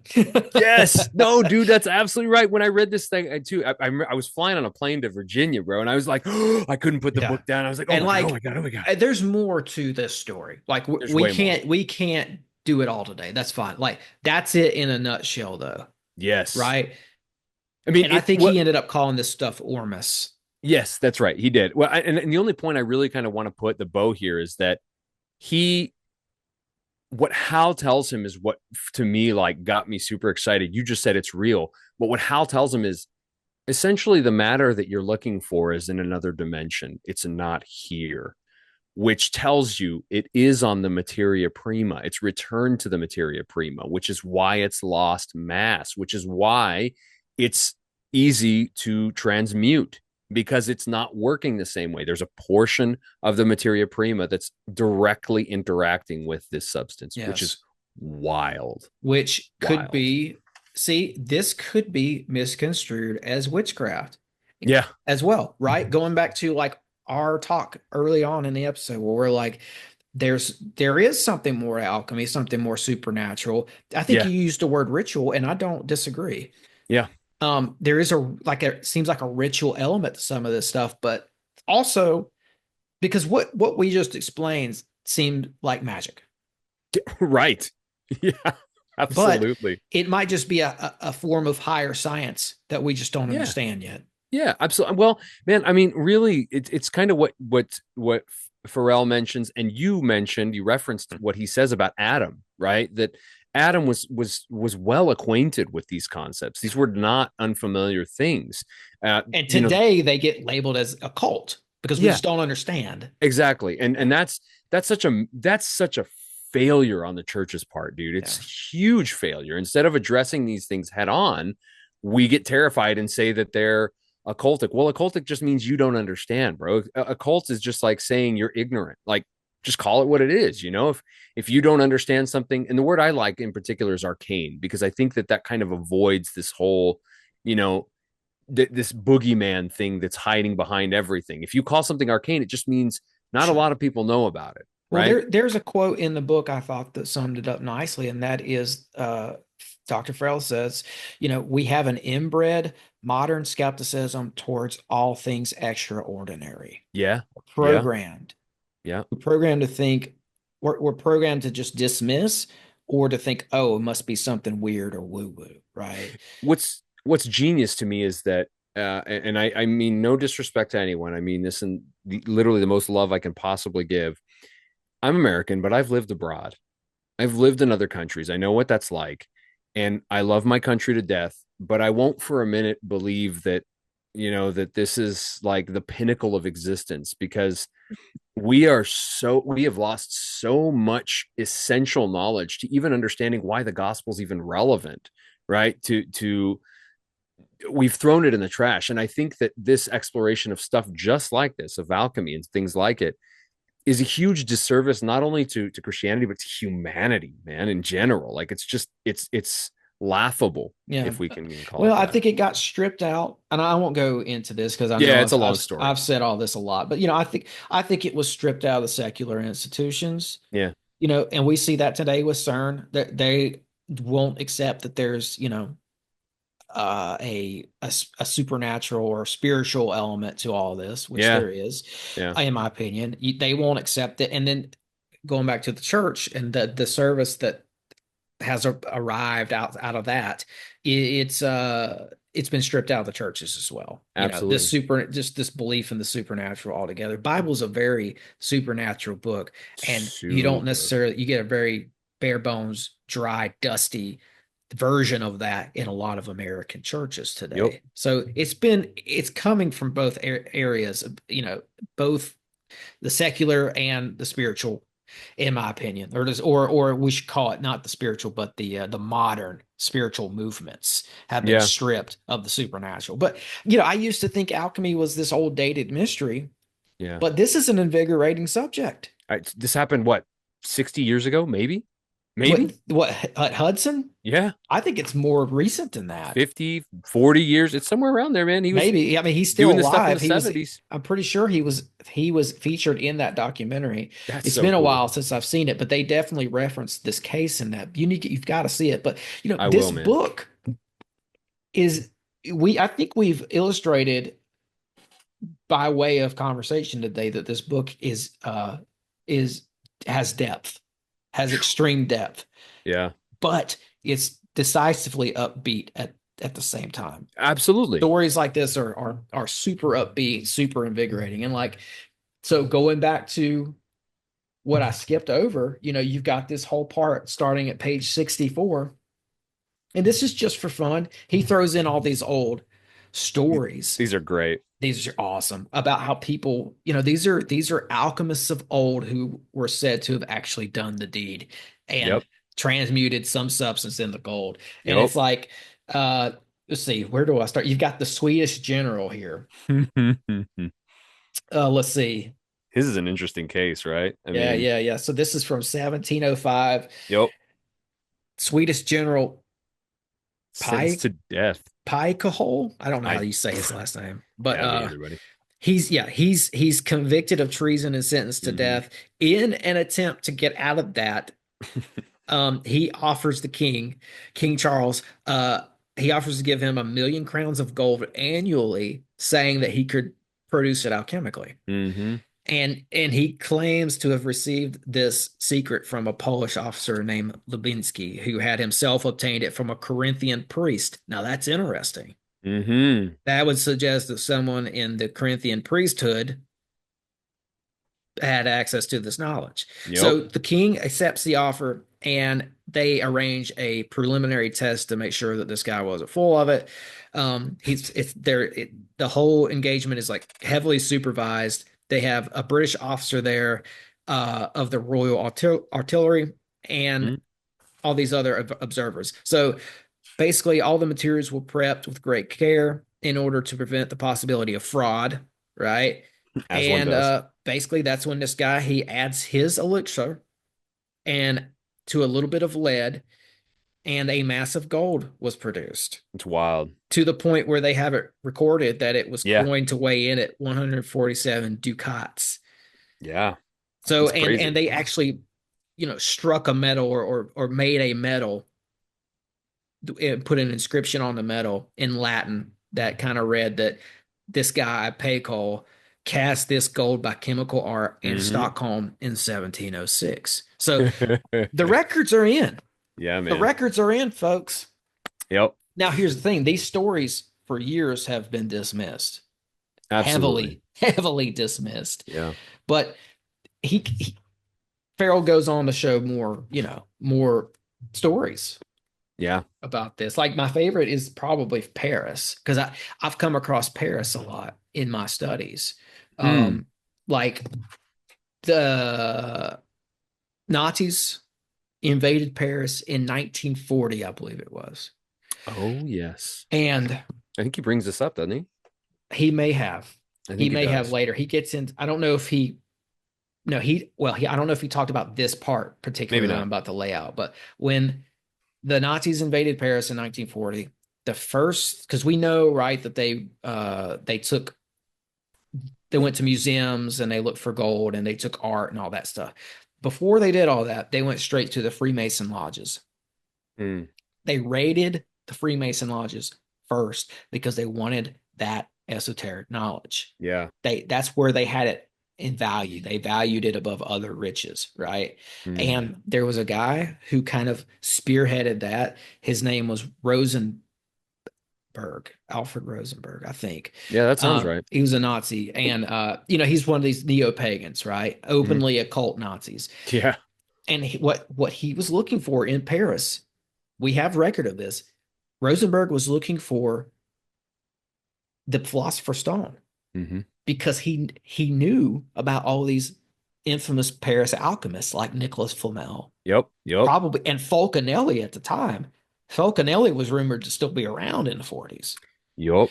But so there's a story here. It's one of these Paris alchemist stories. It's called The Provincial Frenchman. Uh let's see. I'm trying to figure out if I can just do this without reading it. Yeah, you're good, man. There's a guy named Delisle. Yeah. Yeah. He caused a sensation by claiming, with apparent good reason, that he could transform iron and steel into gold. The news came to the ears of the Bishop of Senez, who, after witnessing one of Delisle's experiments, wrote to the Minister of State and the General of the Treasury in Paris that he could not resist the evidence of his senses. So anyway, in 1710, Delisle was summoned to Lyons, where in the presence of the master of the Lyons Mint, again, this is somebody who's there to observe and make sure there's no fraud. This is the Yup. master of the mint, the guy who knows, I mean, gold. if you're gonna ask anybody, it'd be that guy. Yeah. He made much show of distilling some unknown yellow liquid. So we're back to it in a philosopher's stone. That's its elixir form. Yep.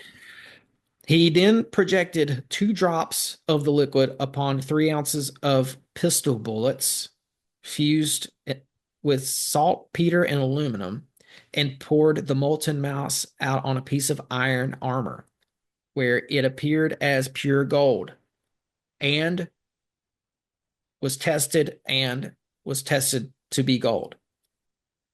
So they did the same thing here. They minted it, or whatever you want to call it. They made a metal. The gold thus obtained was coined by the master of the mint into metals, and they inscribed it.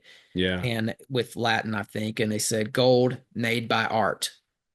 That's crazy. And then they put it in the Museum of Versailles. Yep. I'm wondering if that's you got to wonder if that's still there today. And what's really cool about this story in particular is that he's just a commoner. He's not any kind of like really well respected, well known kind of individual. He's just a commoner. In fact, yeah, right, seemingly. right. Who knows, right? But there's nothing else written about his life, which is very interesting. You're like, well, he probably got the knife or the firing squad or something.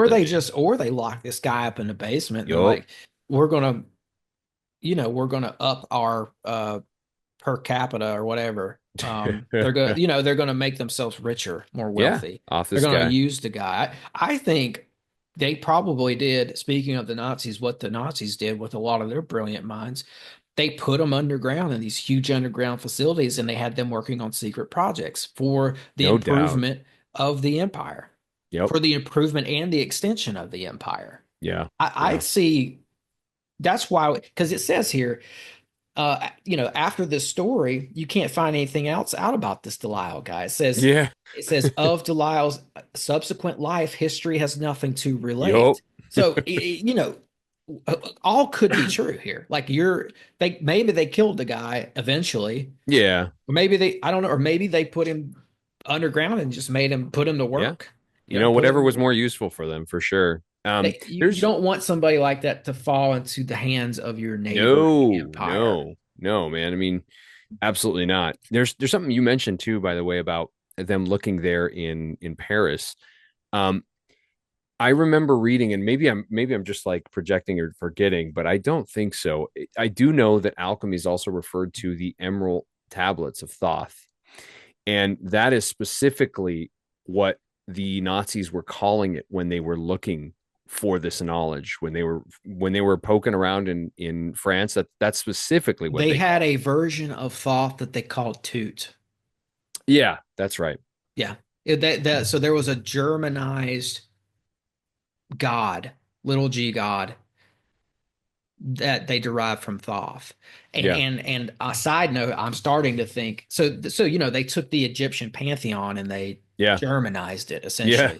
I think it was Toot. I think it was Teut or something like Tote, is what they called it. But it was their version of Thoth. And they also had a version of, I'm starting to think that they had a version of Ishtar as well. And they called her Ostara or Easter. Astarte, right? Well, yes. I think it may have been Astarte. I know that the only reason I mentioned that is because it's the etymological roots. Like that's my favorite, right, man. That's my bread and butter. You ask me like, well, how did this come? Well, I want to know what it says, and I want to know where it came from. That's how you find it, man. That's how you find this stuff. Like, just follow the trail. It's just like Hmm. following the money. You follow the words. You find it, bro. Yeah, yeah. So, well, I didn't mean to derail you though. No, you're good. You're What good. about the Thoth thing? That what No, the I Germans just were trying to reproduce what they've I read just in the think that Emerald it's very Tablet. interesting that they had already made that connection, and that's like a code word, if not a, I don't know, what would we call it, a uh, socio-religious kind of terminology that they were using for it. They were already calling this the Emerald Tablets of Thoth. They were calling these tablets. They were calling them like essentially the information they were looking for, so to speak, if that Yeah. makes sense. Yeah, absolutely. It's very interesting that how history has seemed to forget all the occult ties to Themed, Nazi huh? occult themes, even better to Good occult night. Yeah. to Nazi Germany. And I mean, like even that Ostara, that just jogged my memory. There was a, and I won't go into all this, but like my research, what I found are these guys, I've been calling them the shamans of the Third Reich. They're the Hmm. people who were essentially just that. They were influencers to all your major Nazis. They were influencers to that Rosenberg guy, to Hitler himself, to Heinrich Himmler, to Rudolf Hess. All those guys, all those Nazis had their favorite neo-pagan shaman occult guru, As you do. as one does. If you're a Nazi, Yeah. especially. And one of those guys was Jorg Lotz von Liebenfels. Mm. Mm. Do I know that name? Major influence on Hitler. People might be hearing this here first because this is not very well known. Maybe not. Um, there are a couple of these shamans, right? This Yeah. guy, Rudolf von Sabbatendorf, is one. Walter Hmm. Nauhaus is one. Guido von List, and I could just keep going. They're the influencers of Nazi Germany. Anyway, Jorg Lotz von Lebensfels published a magazine called Ostara, Hmm. named after this German goddess that I suspect is the Interesting. Sumerian Inanna or Ishtar Yeah. or Yeah. Astarte. And that was Hitler's favorite magazine. Uh, Before he even became Hitler, he was reading Ostara magazine. Interesting.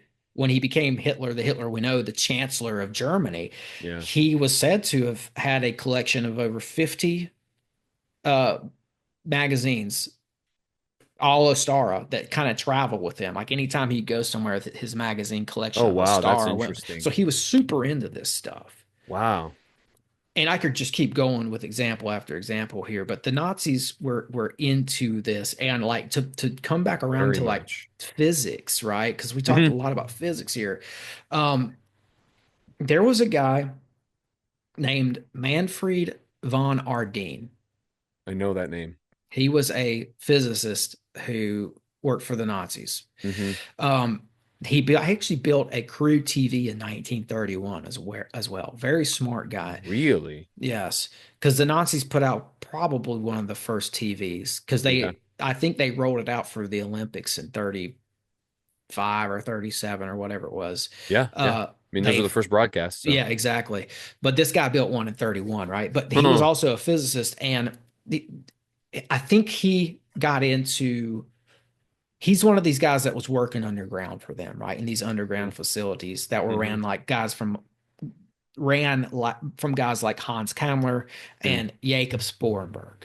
Mm-hmm. Um, they had the Nazi secret weapons project going on, and it was running full blast because when Hitler opened up the second front with Russia, they were in over their heads and they needed a Mm-hmm. miracle weapon. So they had these guys working overtime. One of those guys is this Manfred guy. Now, what's interesting here is the Russians got him after the war.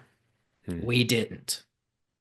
This gets into the Bell Project and all of that, Yeah. right? Yeah. So I feel like a lot of the Nazi Bell or Die Glock stuff, Hmm.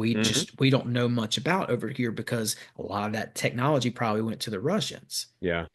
So Manfred, He goes to Russia. He gets a Stalin Prize for his work. Colleagues of his in interviews would later recount that he, when they'd get around him and he'd start telling his war stories, he said he was witness to Die Glock back in Germany. Hmm. So what they did was the Soviets, working with Manfred, Mm-hmm. And other former Nazi scientists, developed nuclear fusion from this guy Oh wow. and what they called the tokamak. Oh wow. And this is going to get us into red mercury, right? Yeah. Because we know Manfred was working with isotopes for the Russians. Right. And we know in Yep. this book, Farrell presents a good case that they had developed a laser for the separation of isotopes. Yeah. Yeah. Mercury has 7 isotopes. So I think that fell right into what they were working with, was mercury. And and specifically what his team was doing was we know Farrell says they were using lasers. They probably were. They probably developed one of the first lasers Yeah. or Yeah. early prototype.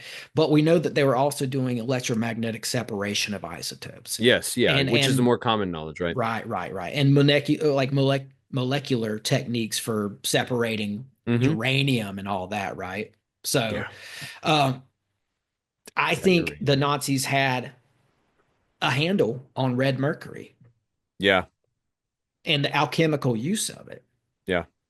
Do you think that that's the serum 525? Possibly, I didn't have time to read that part of the book, unfortunately. No, you're good, man. I'm gonna have to go back and read that particular part. That's what I was, man. It took me a long time to read this book just because I had so many things going on.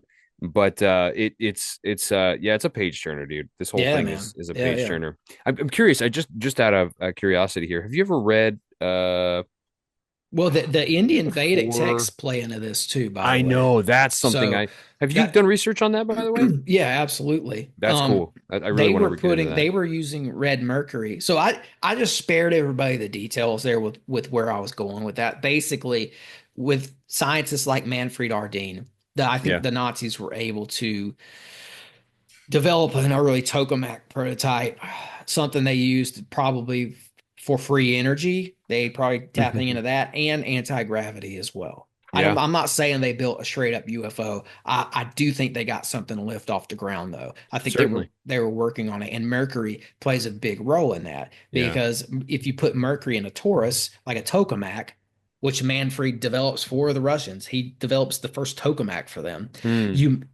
With that Mercury, you magnetize a torus, and if you rotate the Mercury, you like pressurize it and maybe electrify it, you get anti-gravity properties as well. You get alchemical flight, essentially. Alchemical flight. And that's what is described in the ancient Indian Vedic text. They talk about, literally, they say you put Mercury in a flying disc.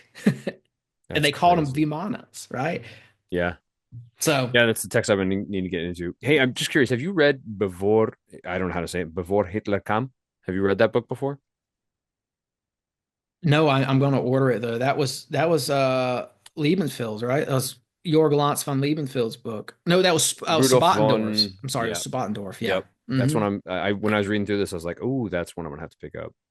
I'm really curious about the preforming the war. Anyway, I'm derailing us. My bad. No, you're good. That works because what's interesting there is that's probably more aligned with the true story of what actually happened there. When that book came out, the Nazis shut it down. Oh, big time, quick.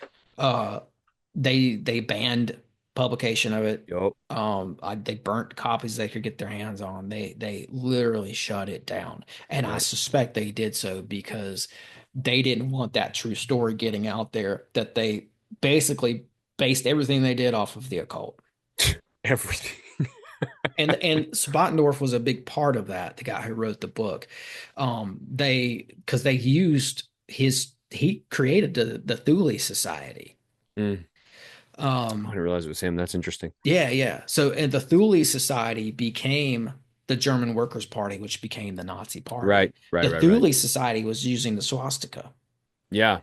They had a bent version of which is such a misnomer. That actually plays directly in I mean, you probably already know this, and your audience probably likely knows it as well, but I just think it's really fascinating that that, I mean, what the swastika actually means, right, is talking about the actual torsion of the universe itself, right? The torsionary nature of the universe, which plays right back into the materia prima, which is why it's so relevant to the Nazi symbol. I mean, like it plays into the materia prima, it plays into the philosopher's stone, it plays into the actual use of how to levitate things, right? That they were working towards that, which is essentially you get this the what is it called, Tim, off the top of my head I'm not gonna remember. Is it the farmland conversations, is that what Yeah, the the like the farm tapes or whatever that was farmhouse tapes? released. Yeah, yeah, something like that. Yeah, well, and right then and there, right, you're already seeing it's really interesting. This is from a linguistic perspective. That's what's so interesting, man. You see what they call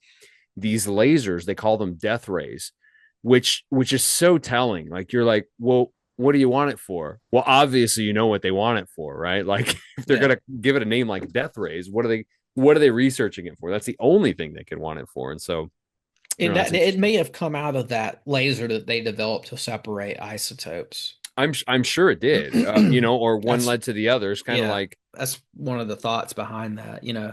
Um, yeah, I mean, and there was another Nazi facility that near Linz where blueprints were found there of unknown engines that ran on mercury. oh This was a wow, Nazi facility where they found these.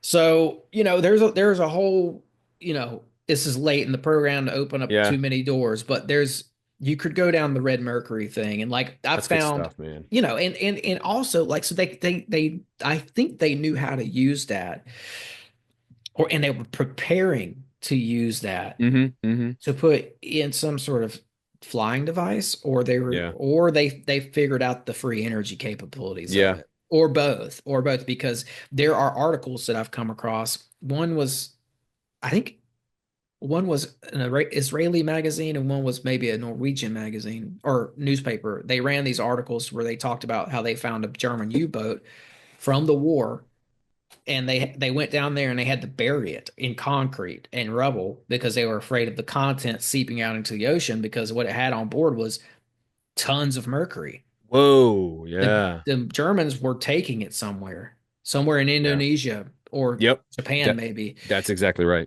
but they Yep. had their hands on all this red mercury, and Yep. there's never been a sufficient reason as to why. Yeah.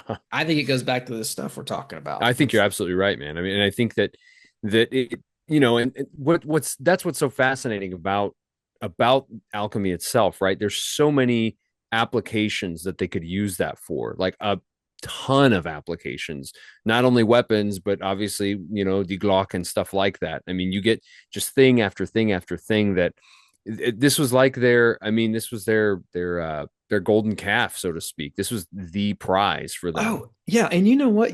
Since you mentioned this thing about earlier about some of this knowledge making its way to China, right? Hmm. And to maybe even further south Asia, right? But Totally. and I was kind of like thinking, maybe one of Noah's sons went Yeah. down there and took that with him. Like, there's a lot of this knowledge is still there in Oh, totally. Tibet, Yeah. and the Chinese have their hands on it, but in Yeah. Tibet for sure, because that's where the Nazis went. They took that excursion to Tibet. They went to the lost Yes. city of Lhasa, where there's Yeah. a fortified Tibetan library there. Who Yup. knows how old it is? But that's where all these Vedic Crazy. texts are stored, and they Oh, spell right. Of course. they spell out this alchemical flight, right? Yup. So, and the Chinese government recently came out and said that they sent a team in to Lhasa, to the library, and took some of the Vedic texts and implemented they were going to implement it in their space program, their current space program. Of course they are. And it's all Oh this man, Vimana stuff, man. that's So, wild. occult Nazis and Vimanas, I wanted to at least touch on it because he does have a part in the book here about, the occult Yeah. Nazis, Yeah. esoteric nationalism, and all that. No, But it's really good. this was good, man. Yeah, good This was stuff, good. dude. This was fun. I hesitate to even bring up China because I could talk about that all day, dude. But Oh, yeah. that's right. That's where I was going with that, is that I think that knowledge ended up down there. Some Well, of this there's knowledge a did. slight mention in the book, right, of Ge Hong. who is essentially um what do we call it? He's recognized as having created the elixir of life, right? The eternal, and it's in a pill form. So we're going back to the powder.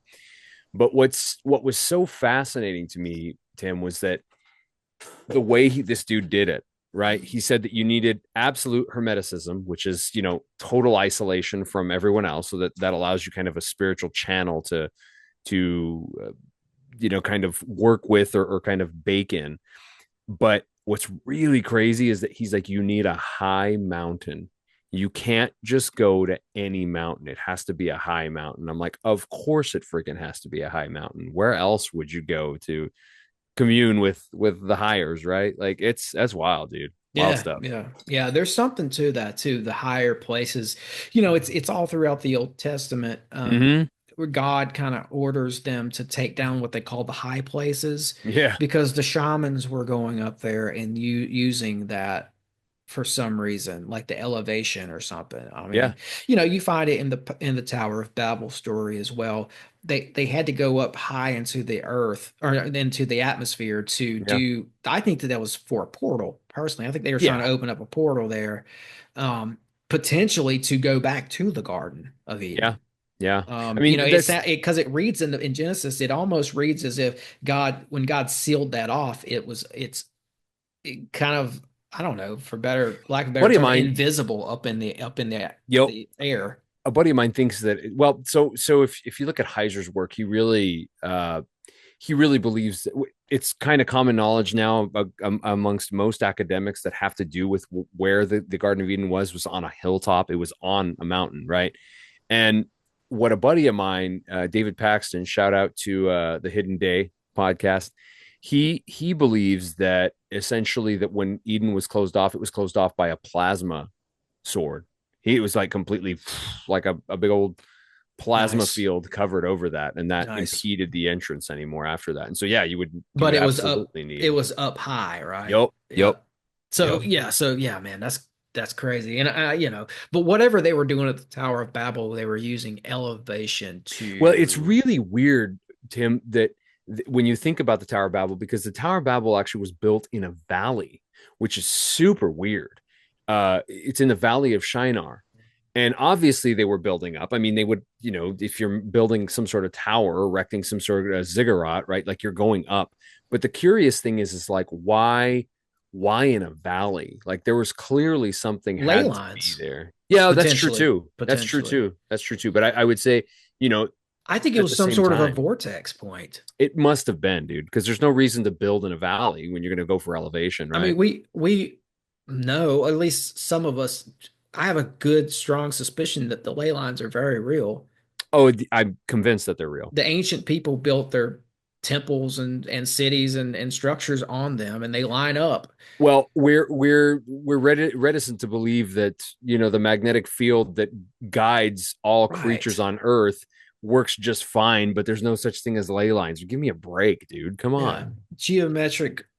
There's probably a geometric form to it. There's a lines lattice and work. lattice, if you will. I thought Yeah, it. Yeah, I'm glad you said yeah, it. And like I love all this research. We can start to wrap it up here. yeah, man. You mentioned Heiser. I Yeah, dude. just to kind of touch on something that we were talking about earlier, to do with how shady some of this information can be perceived by people, Yes. especially in the Christian community. I just want to say this: if Heiser hadn't gone into the esoteric realms, I don't know that we would be having a conversation about the divine council and many other very important spiritual concepts that you find Yeah, in the Bible. yeah, He had to go there though, right? He yeah, had to man. look at the esoteric realms to sort of bring clarity to other doctrines. Well, if you don't get your hands dirty, then you don't know what you're talking about. Right. And I think the alchemy topic is important because the It is. supernatural Well, it's is a part what of this. what It it was is, taken, man. it was Is taken out of early science, yep. like I said, and it was sort of taken out of these early pockets of believers or something. It was, Yeah. I don't know, man. It's like, okay, science became secular alchemy Mm-hmm. and the church Mm-hmm. became secular religion. Yeah. Wow. Wow. That's a statement. Um, it is important to dig into this stuff. And I'll tell you in particular why. There are not many things, Tim, that we can do as humans that directly affect the divine. There are a few, which is prayer, meditation as well. Fasting is another. But this alchemical process clearly does have a spiritual implication to it, and it has a spiritual effect, right? Otherwise, this substance wouldn't be losing mass. That was like the clincher for me, dude. When I read that Hudson found out that 44% of that mass was gone, I was like, it went to the freaking spiritual realm. What a wild thing to happen. That's so it's so unbelievable, right? And so you understand that it's not spiritual realm one on top of the other. It's fused, bro. Like they're like this. They're interlocked. Yeah. So that's my final thought anyway. No, that's a good final thought to end it on. It is. Wow.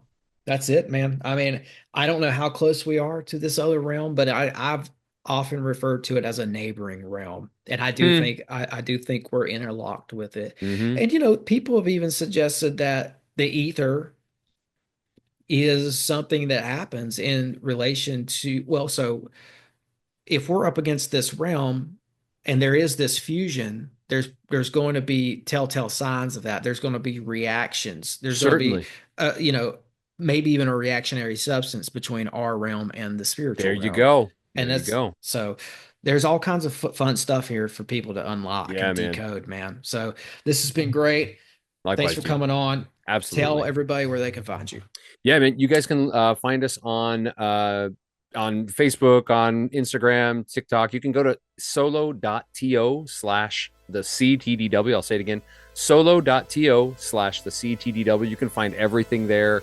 We're on Spotify. We're on YouTube. We're on anywhere you get your podcasts. We're trying to be on. So, go hit us up, man. I think that's it. That pretty much covers it. Thank you. As always, break the mold, conquer the realm, and thanks for listening.